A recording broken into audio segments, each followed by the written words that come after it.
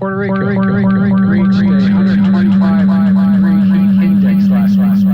San Antonio hit an all-time heat index high of 117 last week. Phoenix has been over 110 degrees for 27 straight days.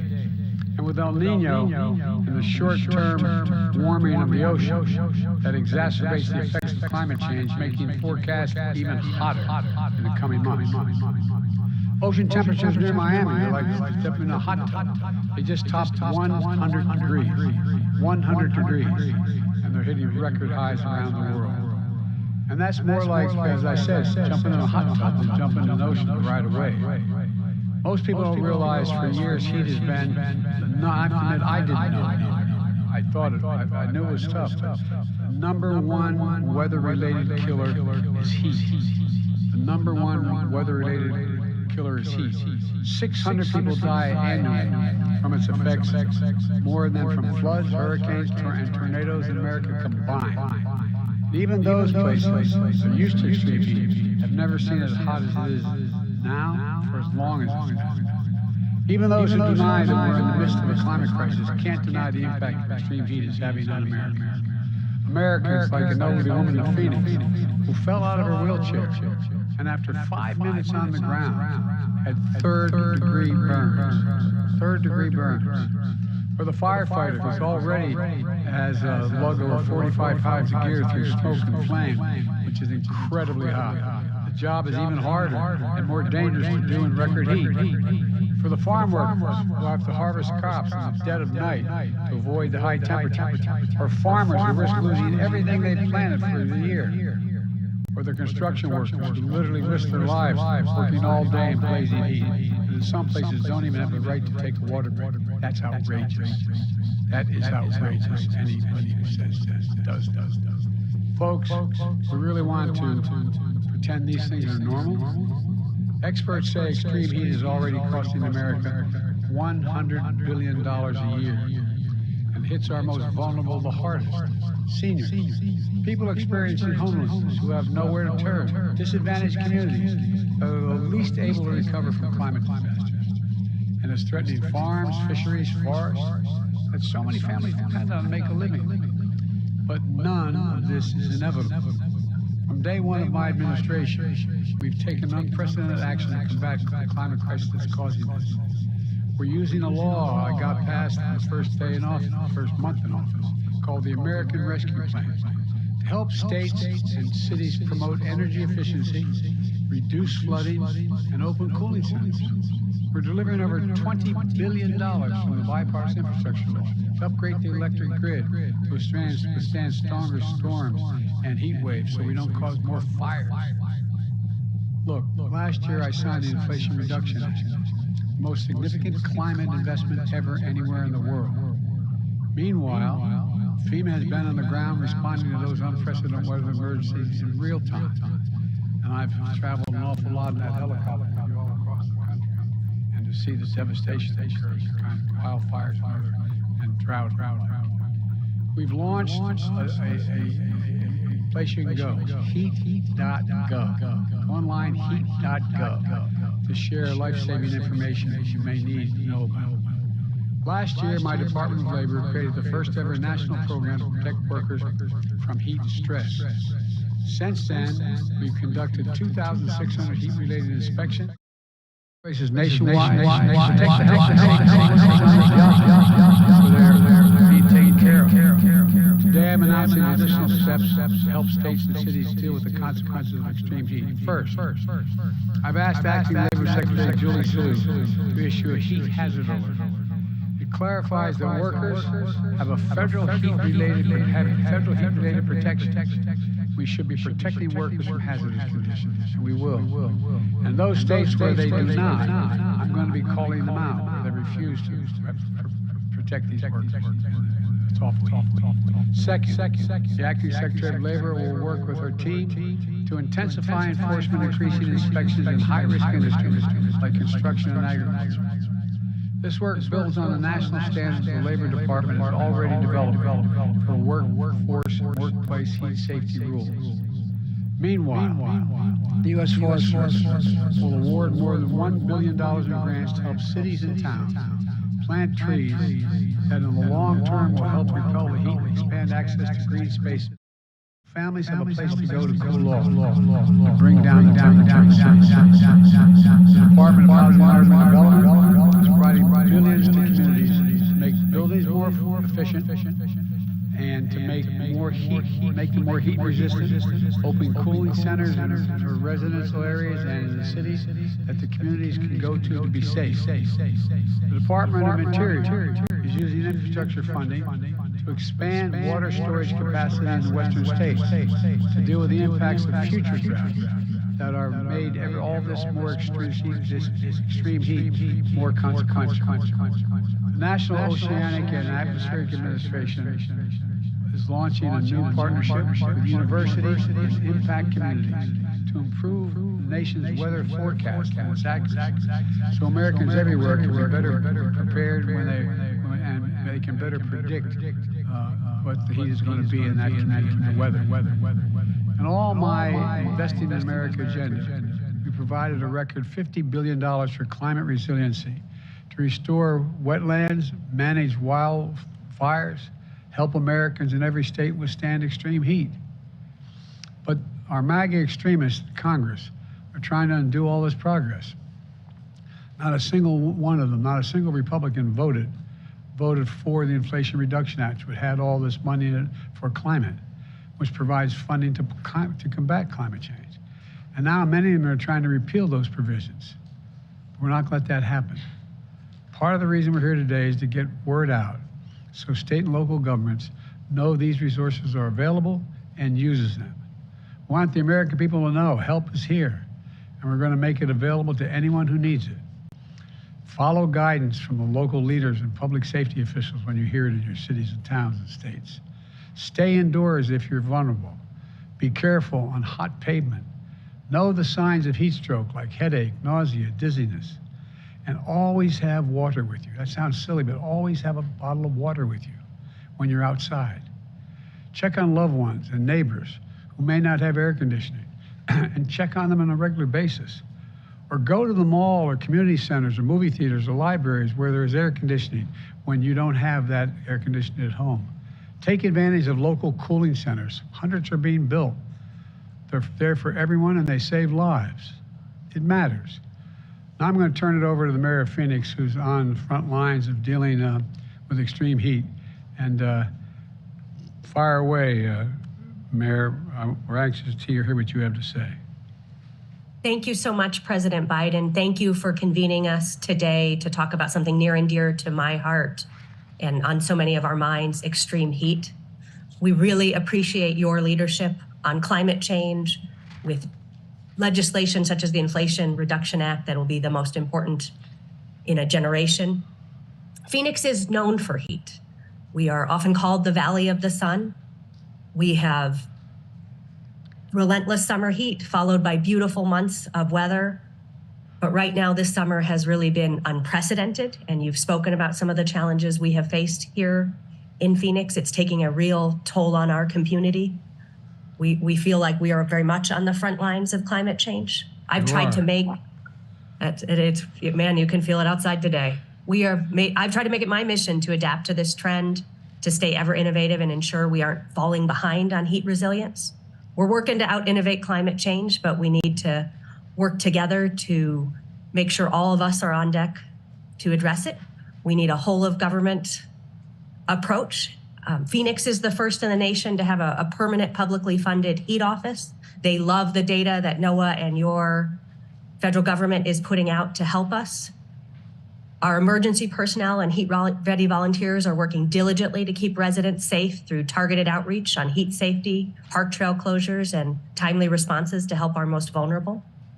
The heat is a challenge for folks who don't have access to adequate AC or who are outdoors most of the day. So a large part of our efforts is getting residents inside as much as possible.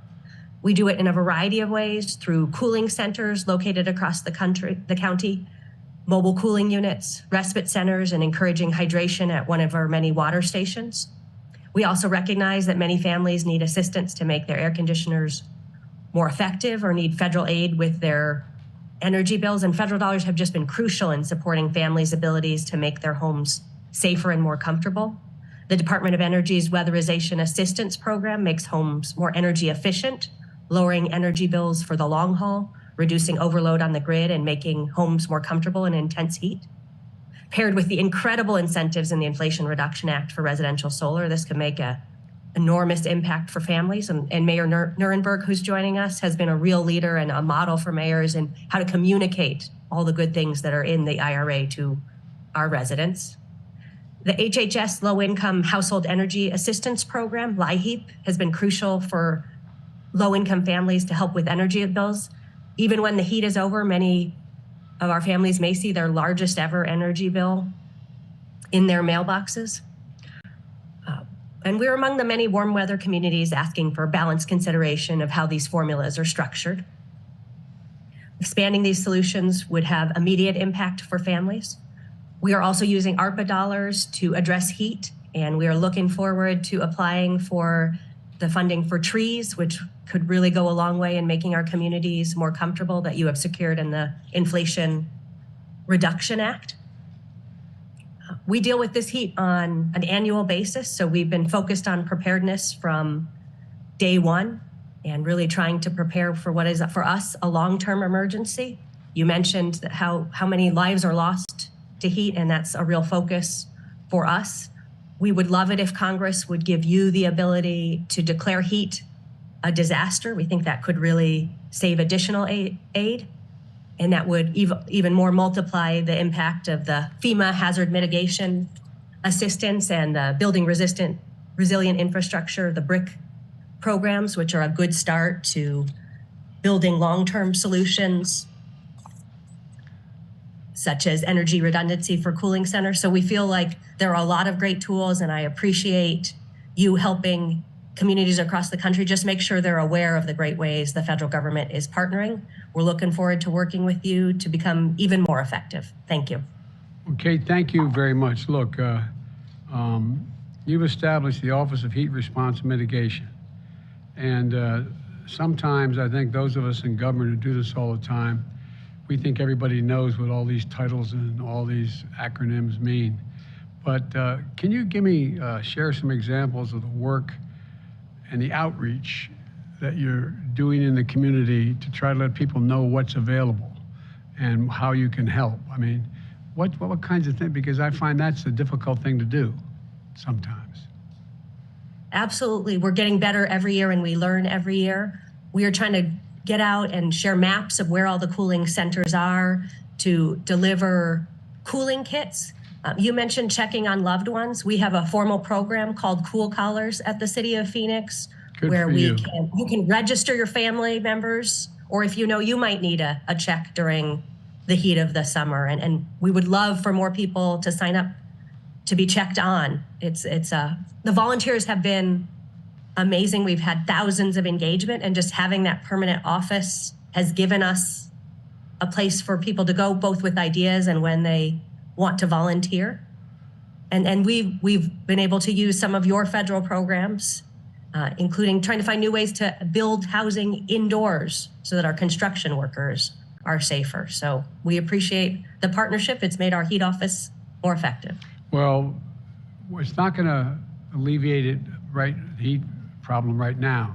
But we also have a number of programs to do everything from allow people to have the ability to get help to literally paint their roofs white, to change their windows and doors and get tax credits for doing it, so air conditioning doesn't escape. To be able, there's a whole bunch of programs that are out there that, as we get through the heat wave, as we get by this worst part, that we're able to invest in the communities to keep it from happening as badly next time it occurs. And so I'm looking forward to working with you, and I thank you for your leadership. Mr. Mayor, how you doing, man? Doing great, Mr. President. I hope the air conditioning is working. So far, so good, Mr. President.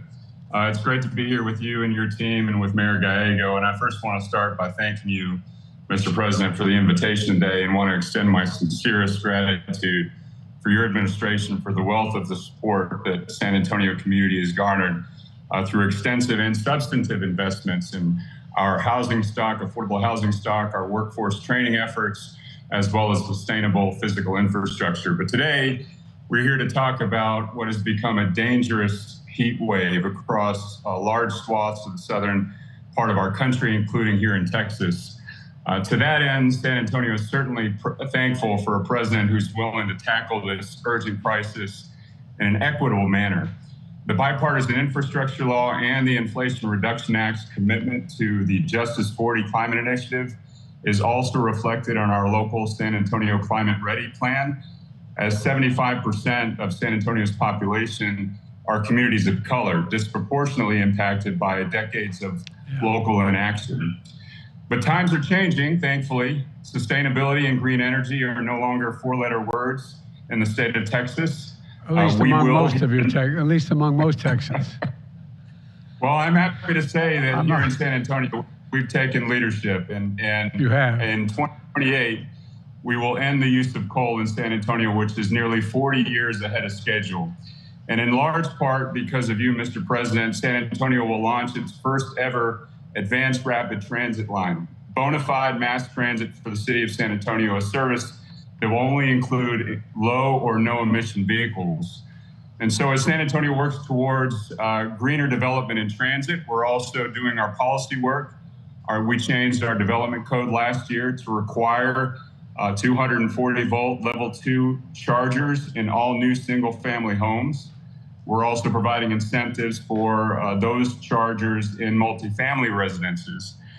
And also having the nation's largest municipally owned utility, San Antonio has now become the 5th largest solar producer in the United States. And congratulations on that, by the way. Congratulations. Thank you very much. We're going to reach for #1 in the country. We're #1 in Texas, but we're not going to stop.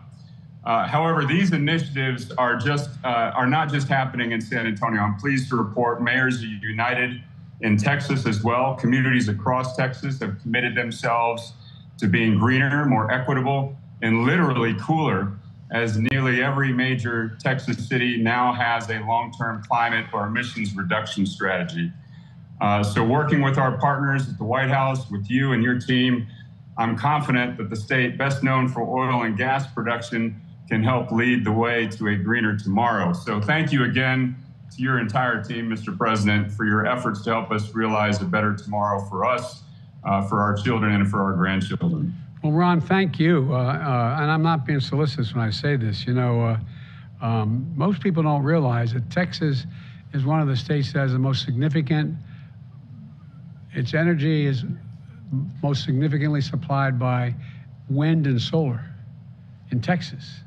And I know there's some in your state want to turn that around, but it's working and it's moving in a big way, and it's cheaper. It's cheaper. And it's saved our necks in this heat wave too, by the way. Well, I think so, for real. I mean, look, most people grew up in families like I did, where you just got to worry about one day to the next and get enough food on the table. I mean, not poor, but just taking care of the business, making sure your kids are okay. But the change that's taking place in Texas as it relates to dealing with the generation of energy is really magnificent. I mean, it's really incredible, and I'm sure that anyway. I shouldn't get into all that, but the fact is, while your long-term plans take shape, what are you doing in the near term to protect your residents from the heat wave? Well, I certainly appreciate that question and very much appreciate the actions that you're taking today, Mr. President, through the Department of Labor. As you know, Texas cities are in a battle with the state for local control, but we're going to do everything possible to protect our most vulnerable workers, especially those outdoor workers, for basic things like being able to access water breaks. San Antonio also is the first, taking a page from Mayor Gallego's book, we're the first major city in Texas to pilot a citywide cool pavement initiative I'm also pleased to report that next week, City Council will vote to allocate an additional $4 million for tree planting, for mitigating our urban heat island effect, and for the most immediate needs right now during this heat island, or during this heat wave. We have 80 cooling centers located all around the city, pools, splash pads, libraries, etc. And we're offering free transportation to any resident who needs to get located into one of those indoor cooling centers. And for our homeless population, we are conducting extensive outreach to make sure that we can get them into cool places and nobody's out there in the elements. Well, thank you. And look, don't hesitate to call us direct, for real. I mean, there's so much, no, I really mean it. There's so much out there that we can do. And we've funded an awful lot of this. For example, the idea that you can't have mandatory water breaks when you're working on a construction. Hell, when I played football, if you had a coach who during the summer practice didn't provide water, you know, on a regular basis, he got in trouble, got fired. I mean, what are we doing here? What's going on with some of this stuff? Both of you are totally different place, but people just need to know where to go and what to do. And we're going to provide a lot of help across the board. And I'm looking forward to working with both of you. For example, we should, in the international effort, we've got a commitment to, you know, plant 1 billion trees over the next several years worldwide. I mean, there's a reason why. Anyway, you guys get it. And but we got to get through this crisis in the near term, and we got to keep people safe. And I really appreciate, because look, I think talking to you both, people make judgments about whether you have a heart or not, whether you really are, whether it's just rote you're telling them, or you care. I mean this sincerely. You guys know this. Well, you both care, and it comes across. And so people are more inclined to say, okay, I'll take a chance on maybe going to that center, or maybe I'll take a chance on doing A, B, C, or D. People are reluctant. And what you're both doing substantively, what we're going to be able to help you do more substantively, but what you're doing and the way you're doing it, I really admire you for doing it. I really mean it. So thank you, thank you, thank you. Appreciate it. And I want to thank my team for the work they're doing too to combat extreme heat and other historic weather emergencies we're seeing all across the country. We are making progress, but as we heard today, we have a lot more work to do.